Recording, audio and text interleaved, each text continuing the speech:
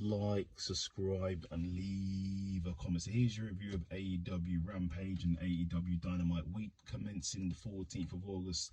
As you know, I'm in England, so we get Rampage the week prior, so we were a week behind. So it starts with Darby Allin versus Brian Cage in a decent match. Go and watch it if you haven't seen it. But Big Brian Cage gets beat by Darby Allin by a roll-up, and basically gets beat down after the bell by Luchasaurus, because they're going to be facing that All Out for the TNT Championship. Then we have Britt Baker, looks forward to facing the Bunny. She says the Bunny is a friend, but unfortunately she has to beat the Bunny to progress to All In. Then we have Johnny TV versus Orange Cassidy for the International Championship in a really good match. Quite competitive. Go and watch it, I haven't seen it. But in the end, Cassidy gets the victory. Then Cassidy calls out Yuta, and then the BCC turn up, and Yuta calls out Cassidy for a title shot on Dynamite.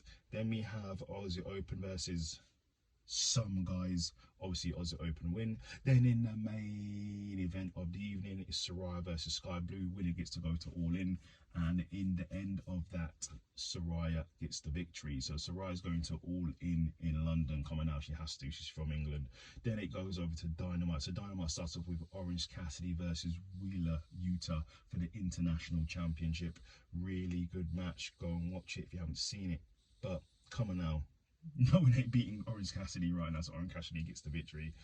Then he gets a beat down by the BCC. Then the best friends come out to help. Then the Lucha brothers come out to help. And then Eddie Kingston comes out as well for even more backup. And then he calls out the BCC, said he wants a stadium stampede match at All In, so we'll see. Then we have Kenny Omega getting basically interviewed. He talks about his childhood. He talks about what Uncle Don Callis means to him as meant to his career, and he basically just reflects on Don Callis and wants to move on from the whole situation, but he can't because he just got a beat down afterwards by Don Callis and co. Then we go to Hangman Adam Page. He basically is at the hospital with Kenny Omega, and basically said Don Callis and co did a bad job. They could have done a better job beating down Kenny Omega, and basically says Kenny Omega, Hangman and Kota will be at All In coming for them guys, so we'll see. Then we have Don Callis coming to the ring. He introduces Chris Jericho, and he says basically Chris Jericho comes out and says he may need to reevaluate his situation after all the JS members walked out on him, and is Chris going to join Don Callis' team? Then Chris says yes, he joins Don Callis' team, but as he's walking out he sees a picture that Don Callis didn't reveal, and I wouldn't know why you do that anyway, but Don Callis had a picture of him holding Chris Jericho's head, which was very weird, but it wasn't making any sense.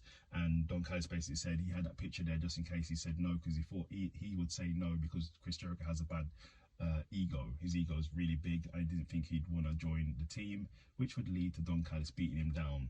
And yeah, that's what happened anyway. Team Don Callis beat down Chris Jericho, and Sammy Guevara came out to help with a bat.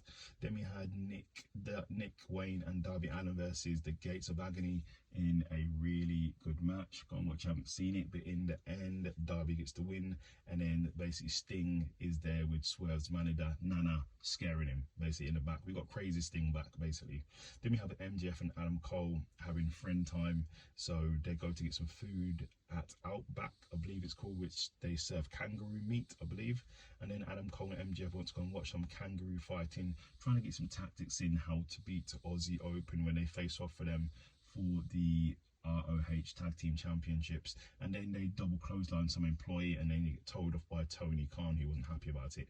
Then we have MJF and Adam Cole come out, basically said they're ready for All In, and in the pre-buying 1 hour special before that, they want to face for the ROH Championship, and obviously they want to win. But Adam Cole does say he can't believe what's happening and can't believe how his career is progressing. He's really happy about it, but he says he needs to beat MJF to solidify himself in AEW.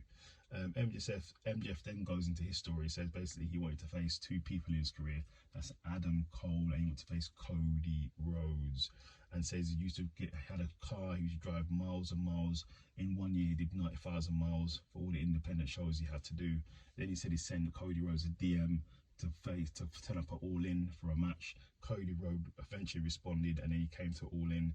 And then fast forward to now, he's a champion, and he said the only thing that means anything to him is a Triple B, and he's not going to let Adam Cole take it from him, even if them two are best buddies. So we will see. And then when I was finished talking, they got jumped by Aussie Open. Then we have Chris Jericho saying he wants to face Ospreay at All In, because Ospreay was one of the members who jumped in earlier. So we'll see. Then we had Jeff Jarrett versus Jeff Hardy in a extreme match, a Texas extreme match. Really good match. Go and watch it. I think there was blood. There was something on Jeff Jarrett's head, but everything else was there. Everybody under the sun got involved in the match, even some Texas Chainsaw guy. But in the end, Jeff Jarrett won the match with loads of help. Then we had Britt Baker versus the Bunny.